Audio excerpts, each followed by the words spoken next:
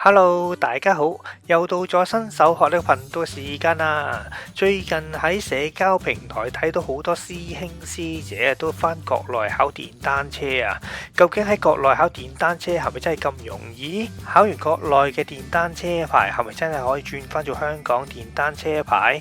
好啦，事不宜遲，咁我哋去片睇下啦。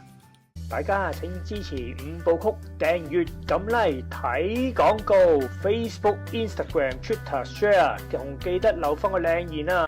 一般嚟講啦，都會喺一啲嘅網上嘅社交平台啦，度揾一啲嘅教練嘅。咁收費嚟講咧，都好海鮮價嘅，因為我問過唔同嘅師兄咧，都有唔同嘅價錢嘅。咁我就2700蚊，就包2日。第一日咧就去做證件同埋去練習，第二日咧咁就係去考試，咁就包專車接送嘅，咁成個價錢就係咁樣噶啦。所以大家報名之前咧就要格下價先。哇，6點幾啊，落馬洲呢個嘅入境處都未開關啊！咁啊，真係要等佢開關嘅。咁朝頭早6點半先開關，咁而家6點幾啊，仲爭10分鐘左右啦。咁我唯有喺度等佢開關啦。咁啊，開咗關之後呢，我哋就可以好順利咁過關啊！我都未試過過關咁快啊！咁啊，5分鐘到真係過晒關咁滯。跟住呢，我哋就會去10號線啦。咁啊，坐地鐵去五和地鐵站。咁今日呢，我哋係約咗8點鐘嘅，喺五和地鐵站 H 出口咧，就等旅遊巴去韶關學電單車。坐旅遊巴啦，坐咗3個幾鐘頭咧，就嚟到呢個嘅韶關雍園嘅官道考場。嚟到考場之後啦，第一件事呢，我哋就要影相填表做登記嘅。咁完成咗登記註冊之後呢，跟住我哋就要做個身體檢查啦。完成咗身體檢查之後呢，跟住就會去翻嗰個嘅交警12123嗰個 Apps 嗰度啦，去做翻個考試預約嘅。我哋呢個呢就係 D 證嚟嘅，咁啊 D 證嚟講呢，就可以揸到3輪電單車啦、2輪電單車同埋輕便嘅電單車嘅，基本上全部電單車都可以揸得到。頭先登記驗身都搞咗成個幾鐘，而家得返2個零鐘頭俾我哋去練習場度操車。咁我哋就會用到呢一款嘅3輪車啦，望落去都好似殘殘地咁喎。咁車嘅數目都唔係太過多嘅啫。咁今次我哋嚟嘅人都有20-30人，咁變咗我哋每人最多可能操到3-4轉左右啦。咁變咗一個新手嚟講，你操3-4轉車，下次就要嚟考試咯。咁我所以覺得個時間上就好似唔係咁足夠啦。一搭正4點咧就要上旅遊巴走噶啦，咁因為咧我哋就係4點走咧，翻到深圳都要成7-8點啊，咁所以咧我哋要4點鐘離開。咁你話夠唔夠時間去做練習咧？就一定唔夠啦。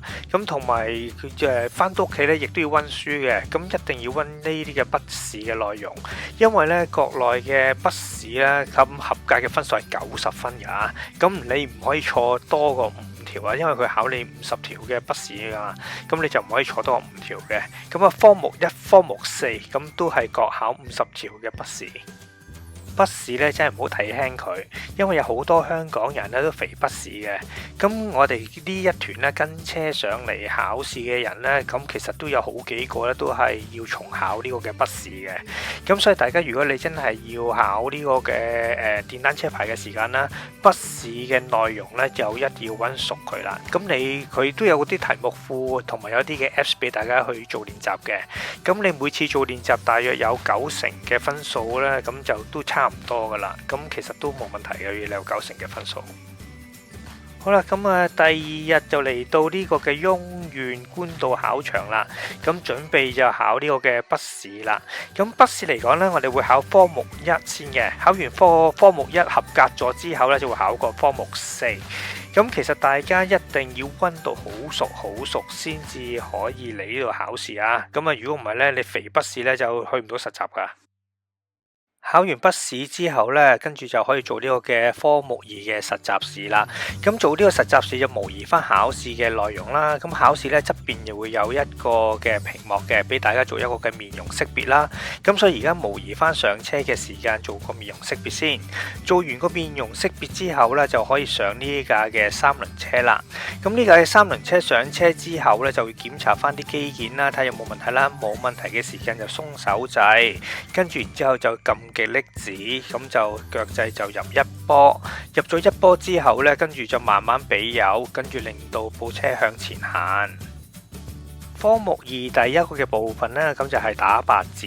咁其實打八字都有技巧嘅。我哋部車後面有條企柱，咁當條企柱差唔多接近呢條嘅紅白色企棍嘅位置啦，我哋就可以轉咗。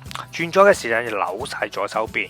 過咗條企柱之後啦，前轆差唔多到達邊緣黃色線嘅時間啦，就將部車扭翻直佢。好啦，跟住然之後部車差唔多右邊企柱差唔多到達呢一個嘅紅白企棍嘅位置啦，我哋就會轉右。轉右嘅時間呢，又係啦，將部車扭晒油，直至到部車過晒之後啦，前轆差唔多接近邊緣黃色線嘅時間呢，扭翻咗，跟住咧就不斷咁重複去做呢個嘅動作，咁就好順利咁就可以完成到呢個嘅打八字呢個嘅測試噶啦。科目2第2部分就考斜路停車同開車。停車位置啦，前轆就要停喺個黃色線嘅入面，停咗之後就要拉手掣 off 波，之後再入翻一波俾大友鬆手掣。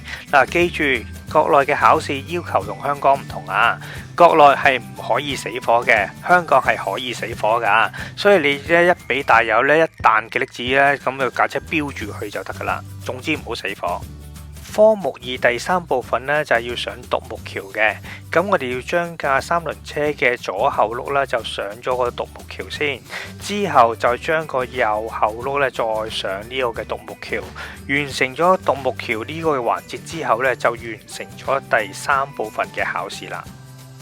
完成晒考試之後呢，我哋可以將架車呢駛到去指定嘅位置啦，做一個嘅停車嘅動作啦，即係拉手掣 off 波啊。跟住聽到考試合格之後呢，就可以熄匙。完成咗科目2之後呢，就輪到科目3呢個嘅考試啦。嗱，考科目3呢，咁一定要記住幾個嘅重點，一定要打燈望頭，因為咧你唔打燈唔望頭呢，咁係會唔合格噶。咁啊上到車之後，我哋就入一波，再將架車慢慢開前去。當架車行順咗之後呢，你就可以轉2波啦。前面有一個嘅直去指示牌嘅，你要喺呢個嘅指示牌之前呢，要轉定2波，跟住你就可以 keep 住直去。大家記得要閂指揮燈啊！咁跟住你會見到前面有個掉頭嘅指示牌，跟住我哋會將架車呢，咁就打咗燈，就準備轉咗掉頭。咁大家記得呢個指揮燈嘅開閂時間呢，一定要準啊，因為佢有電腦呢去記錄翻你呢個嘅開閂燈時間嘅。咁如果佢嘅有錯誤嘅話呢，就會唔合格嘅。好啦，跟住前面呢有個嘅斑馬線，咁過斑馬線呢，我哋就唔可以剎停部車嘅，咁就要慢過嘅。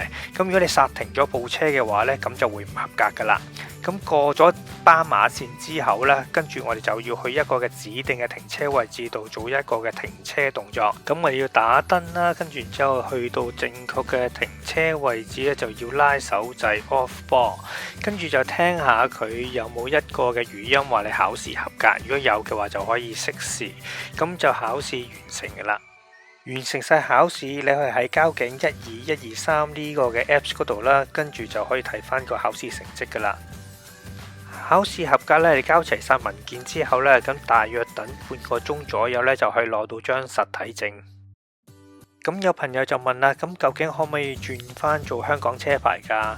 咁其實可以嘅，最正確嘅做法就要等5年。唔正路嗰啲呢，咁就會有一啲嘅中介啦，會幫你代辦嗰啲咯。咁嗰啲我勸大家就千祈就唔好試啦，嗰啲就因為佢唔知用啲乜嘢嘅資料啊，或者係啲文件啦去幫你做呢樣嘢嘅。咁到時可能有一啲嘅法律責任嘅嗰啲就咁，所以最正路就係等5年。咁如果大家真係急住用電單車嘅，我建議大家喺香港考牌會穩陣啲、安全啲。大家如果中意呢條片嘅，咁請訂閱我嘅頻道，俾個 like 我，同埋介紹俾朋友啊！你嘅支持就係我拍片嘅原動力，多謝晒。